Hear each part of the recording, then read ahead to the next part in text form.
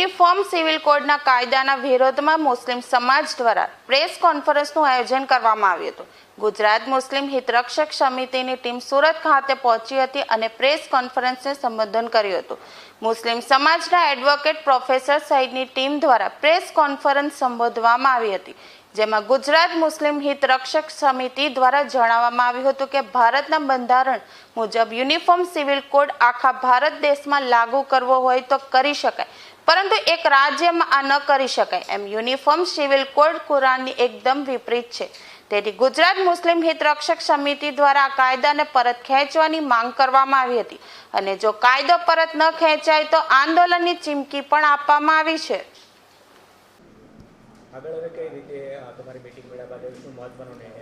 અમે અત્યારે રમઝાન માસ ચાલે છે, ખૂબ જ તકલીફો છે, એટલે અમે આજે એક્સટેન્શન અમને મળ્યું છે 15/4 સુધીમાં। 15/4 તરત જ ઈદ પછી જો આ સરકાર યુનિફોર્મ સિવિલ કોડ લાગુ કરવાની વાત કરશે તો અમે પ્રજા વચ્ચે જઈશું, વિરોધ કરીશું, રોડ પર આવીશું। અને હું જે સંસ્થા સાથે જોડાયેલો છું, સૌથી પહેલો પ્રોગ્રામ હું વકીલોનું આપીશ અને વકીલો આખા અમદાવાદમાં અને આખા ગુજરાતમાંનો વિરોધ કરશે અને અમે રોડ પર આવીશું। જે જરૂર પડશે અમે આંદોલન પણ કરશું, ઉપવાસ પણ કરીશું અને જેલમાં પણ જઈશું, એવી અમારી તૈયારી છે। મુસ્લિમોને હક છીનવાની વાત પછી આવે છે।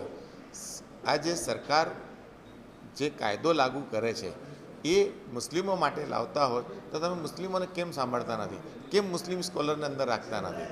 અને હક પર તરાપ તો છે જ, જે તાહિર હકીમ સાહેબ હમણાં કહ્યું કે અમારા કેટલા રાઇટ્સ જાય છે।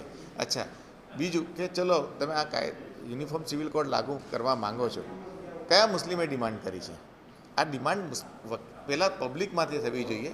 પબ્લિક જઈને પોલિટિશિયનોને કહે, પોલિટિશિયનો સરકારને કહે અને સરકાર કાયદો બનાવે। અહીંયા કયા મુસ્લિમ લોકોએ કે કઈ સ્ત્રીઓએ એવી રજૂઆત કરી છે કે યુનિફોર્મ સિવિલ કોડ લાવો અને તમે લાવો છો? તો બેઝિકલી આ ખોટું છે અને એનો અમે વિરોધ કરીએ છીએ।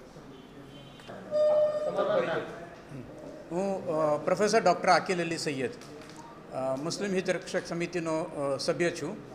મુસ્લિમ હિતરક્ષક સમિતિ જે સમગ્ર ગુજરાતની વૈવિધ્યપૂર્ણ જેટલી લઘુમતી સંસ્થાઓ છે, જેમ કે જમિયત ઉલમા હિન્દ, જમાતે ઇસ્લામી, મિલ્લી કાઉન્સિલ અને ઘણી બધી સંસ્થાઓની આ એક અમ્બ્રેલા ઓર્ગેનાઇઝેશન, એટલે કે એક જ છત્રમાં જેમાં જે દરેક સંસ્થાઓનો સમાવેશ થઈ જાય એવી સંસ્થા છે, જેના આજે પ્રતિનિધિમંડળ આજે સુરત ખાતે આવ્યું છે, જેમાં મુસ્લિમ પર્સનલ લો બોર્ડના એડવોકેટ સાહેબ પધાર્યા છે અને સંયોજક ઇકબાલ મિર્ઝા સાહેબ છે અને હું એકેડેમિશિયન તરીકે એમાં છું।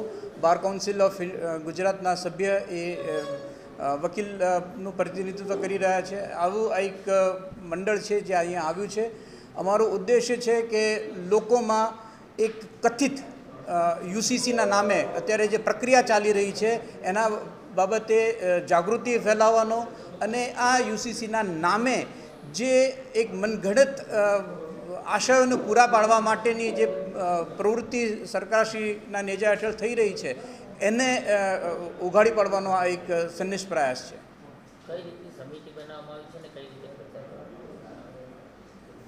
આપ કઈ સમિતિની વાત કરો છો? મુસ્લિમ